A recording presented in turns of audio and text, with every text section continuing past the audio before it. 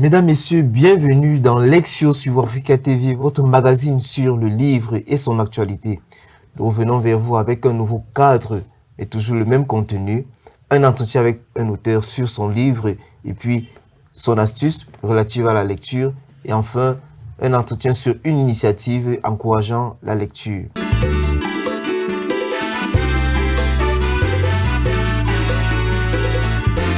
Et aujourd'hui, nous nous entretenons avec Djamila Yaouba qui publie chez Les Impliqués en 2021 Le regard de l'étranger.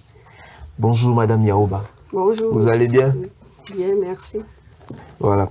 Alors vous publiez chez Les Impliqués Le regard de l'étranger. C'est votre premier bébé littéraire, on va le dire ainsi? Bien sûr. Alors, on va commencer sur le titre. Pourquoi ce titre? Alors, le choix du titre, Le regard de l'étranger, a d'abord une double dimension. La première dimension est celle du regard au sens strict. C'est-à-dire parce que dans le roman, on voit l'amour entre Noura et Dipita qui part d'abord d'un regard. C'est d'abord le regard qui les rapproche. Et plus tard, nous nous rendons compte que les deux jeunes gens ont des points en commun. Ils ont plein de points en commun et ils sont peut-être appelés à regarder dans la même direction. La seconde dimension est celle de savoir, le regard de l'étranger ici, il peut s'agir de la projection que l'on fait sur l'étranger. N'est-ce pas? Parce que dans le roman, on voit comment est-ce que la société sahélienne projette un regard avec plein d'interrogations et de méfiance sur cet étranger qui est Dipita. Aussi, le regard de l'étranger renvoie à la projection que l'on fait à l'endroit de l'autre, n'est-ce pas? Et aussi, le regard de l'étranger, ça signifie quoi? Ça signifie que ce regard avec lequel la société sahélienne projette sur ce qui vient du Sud et autrement, vice-versa. Parce que dans le roman, vous allez également retrouver l'histoire de Maï, qui est une jeune fille originaire du Sud Cameroun, qui vivait maritalement avec un nordiste chrétien. Mais leur amour ne sera pas approuvé, leur amour ne sera pas accepté par la famille de la fille, ce qui va donc rendre les choses impossibles pour eux. Aussi, il faut rappeler que le regard de l'étranger, ça va au-delà des frontières du Cameroun, parce que dans la plupart des pays africains, à l'instar du Bénin, de la Côte d'Ivoire, du Sénégal, du Mali, du Nigeria, la partie du nord est généralement occupée par les musulmans, je ne dirais pas majoritairement, et le sud des chrétiens. Et aussi, il faudra peut-être étendre ces titres entre européennes et africaines. Il ne faudrait pas seulement considérer cet étranger-là qui est toujours vu avec suspicion, avec dédain, avec méfiance et avec interrogation. Voilà ce qui explique en quelque sorte le titre. Le regard de l'étranger. Merci pour cette belle mise en bouche qui permet de rentrer à peu près dans l'intrigue de ce roman. Alors, de quoi parle-t-il? Quelle est l'intrigue? Quelle histoire? Alors, Le regard de l'étranger, c'est un roman qui est d'abord construit autour d'une héroïne qui se nomme Noura, qui est née et a grandi dans la société sahélienne. Elle a connu une enfance très difficile avec la fugue de sa mère de la maison. Elle est donc élevée par sa marâtre et son père, mais sa marâtre l'avait rendu la vie impossible. Et dans ses entrefaites, elle est donnée donc en mariage contre son gré. Elle était donc obligée d'arrêter l'école. Elle est donnée en mariage contre son gré à un homme d'âge avancé.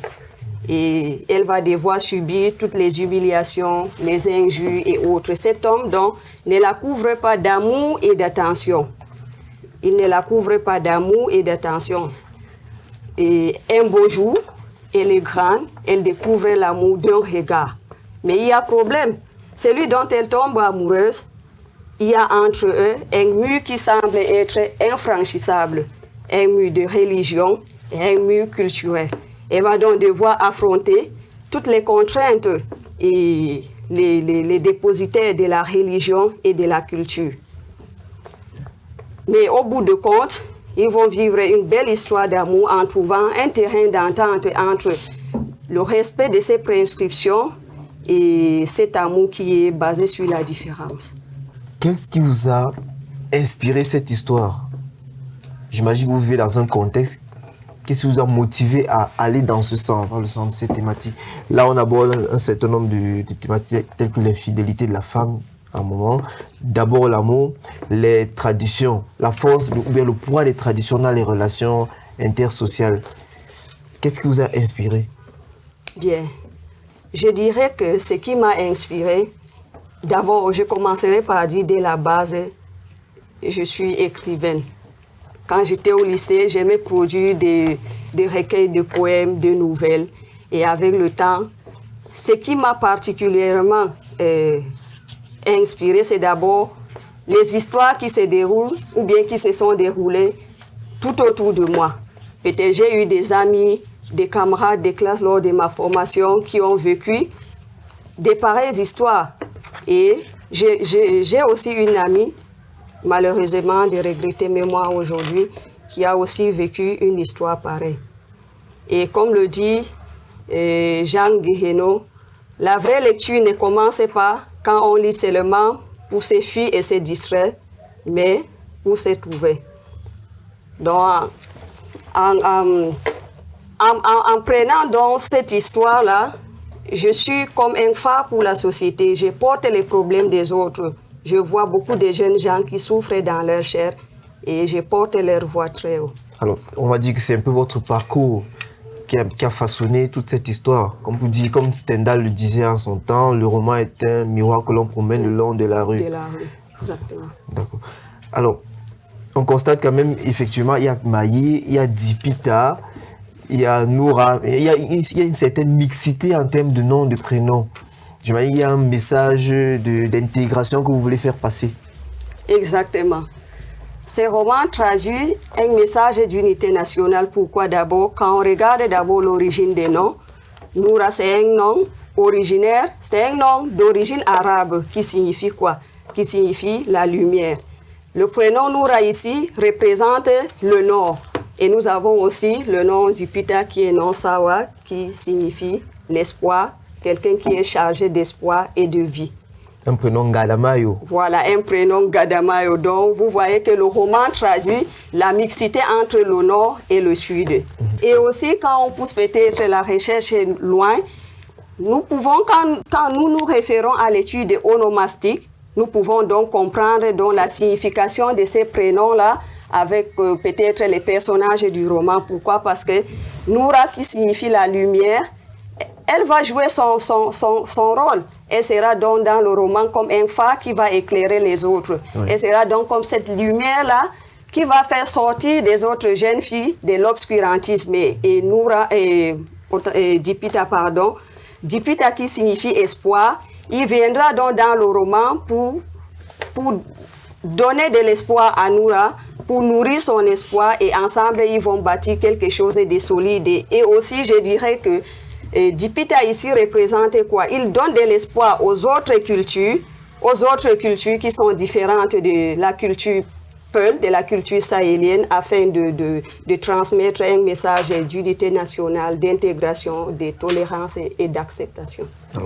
On imagine certainement que vous avez partagé votre projet avant de l'envoyer chez l'éditeur avec votre entourage. Comment est-ce qu'il a été accueilli? Si on considère que c'est un sujet qui peut réfréner les ambitions des conservateurs, des traditionalistes, comment est-ce qu'il a été accueilli dans votre entourage immédiat, vos parents, vos proches? Mon projet, j'ai été surprise par la façon dont mon projet a été accueilli, parce que j'ai eu beaucoup d'encouragement, que ce soit ici au Cameroun ou bien à la diaspora. J'ai beaucoup eu de félicitations et d'encouragement. On constate effectivement qu'à côté de vous, il y a Djaili Amadou,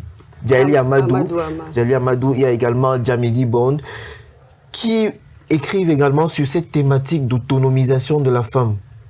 Est-ce qu'on va dire que la femme musulmane, pour prendre le cas général, pas la femme nordiste, la femme musulmane est emprisonnée, embrigadée dans des contraintes traditionnelles? Est-ce qu'elle est épanouie? Bien, dire que la femme musulmane est emprisonnée, embrigadée, je trouve que c'est trop dit. Mais quelque part, c'est aussi vrai. Parce que la société sahélienne doit permettre l'émancipation et l'autonomisation de la femme. Parce qu'elle est aussi une femme comme toutes les autres. Elle n'est pas une femme à part entière. Elle a des droits comme toutes les autres femmes. Donc elle doit se sentir libre, elle doit s'épanouir, elle doit s'instruire. Et elle doit se sentir libre dans la société. Et cette ouverture, justement, pour la femme, est observée par le comportement du Lamido, lorsqu'il convoque toutes les parties prenantes au DJ intéressant Noura Dipita et Kabi. Il fait preuve d'un certain humanisme, on va le dire ainsi.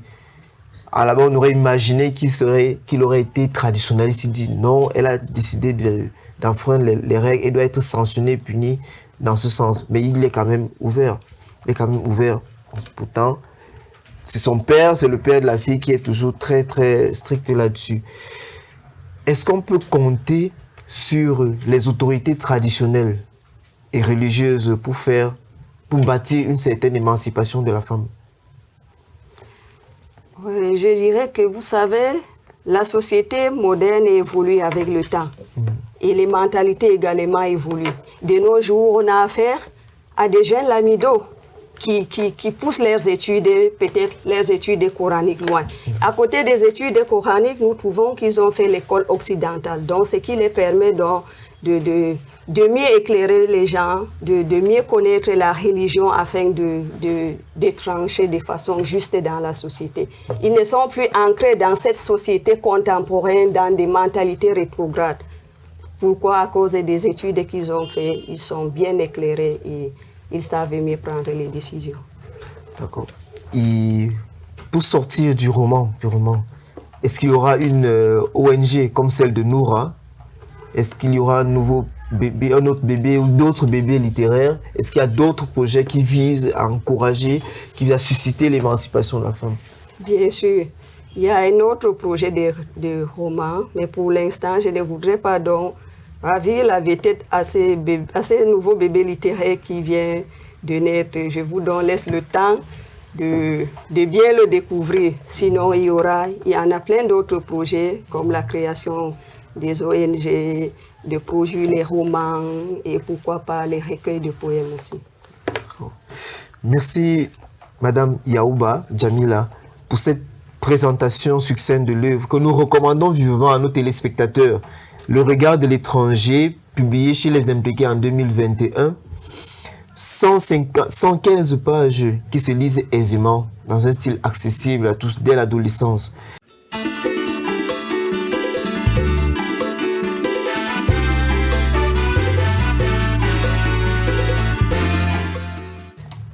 On va aller sur un pan un peu plus personnel, intime. À partir de quel moment avez-vous découvert le livre ou la lecture? Eh bien, j'ai découvert la lecture très jeune, depuis le primaire, parce que j'aimais souvent lire les bandes dessinées et autres. Mais à partir du secondaire, alors, quand je suis arrivée en 6e, j'aimais lire tout ce qui était écrit. J'aimais lire tout genre de textes. Ce n'est pas uniquement le roman ou bien tout ce qui a trait à la littérature. Je lisais tout ce qui était à portée de main. Vous les trouviez où, ces lectures? Que ce soit en classe, j'avais souvent des recommandations de mes enseignants avec des aînés. Et comme j'aimais aussi, quand on faisait, par exemple, le cours sur la lecture méthodique, j'aimais beaucoup prendre la parole, j'aimais beaucoup lire. Et on aimait souvent m'écouter quand je lis en classe. Vous allez en bibliothèque ou alors on vous apportait des trucs à la maison? Oui, je partais aussi souvent en bibliothèque et tout. Voilà. D'accord. Et quel est l'auteur qui vous a le plus marqué jusqu'ici, durant votre parcours? Bien, l'auteur qui m'a le plus marqué, c'est un auteur algérien. J'ai beaucoup aimé la littérature maghrébine. C'est le feu Taha Diaoud. C'est un auteur algérien et maghrébin. J'ai beaucoup aimé sa littérature et il y a aussi Yasmina Khadra. Yasmina Khadra.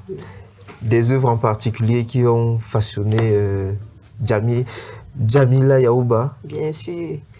Parmi ses œuvres, j'ai lu Le dernier été de la raison, Les vigiles, Saucisse barbelée, Le chercheur d'os et bien d'autres. Alors, est-ce qu'il y a dans la littérature camerounaise, purement camerounaise, des auteurs qui vous parlent particulièrement? Bien sûr. Il y a des auteurs comme Mongo Betty, il y a la grande sœur Djaïli, Amadou Amal. Ils sont pleins. D'accord. Un mot pour la fin? Bien, je dirais que la littérature est un domaine très passionnant. Il ne faut pas hésiter. Quand vous avez aussi votre rêve, il faut oser. Il faut aller jusqu'au bout. Il faut croire en vous et vous faire confiance. C'est tout ce que je peux dire. D'accord. Alors, on va conclure par cette belle phrase poétique de Noura qui est adressée aux femmes qu'elle a encouragées. L'amour est partout, il est dans les rencontres.